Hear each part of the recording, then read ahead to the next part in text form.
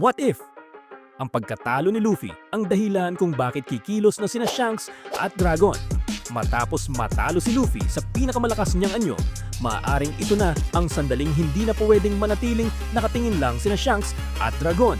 Si Shanks ang taong nagbigay kay Luffy ng straw hat at nagsimula ng kanyang pangarap. Kung malaman niyang nasa bingit ng kamatayan si Luffy, posible bang sa wakas ay dumating na siya upang harapin ang tunay na kalaban? Samantala, si Monkey D. Dragon ay ama ni Luffy.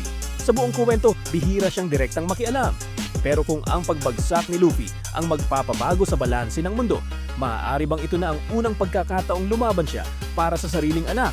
At habang abala sina Shanks at Dragon sa pagpigil sa mga kaaway, baka iyon ang oras na kailangan ni Luffy upang muling makabangon at maabot ang susunod na antas ng kapangyarihan ng Nika.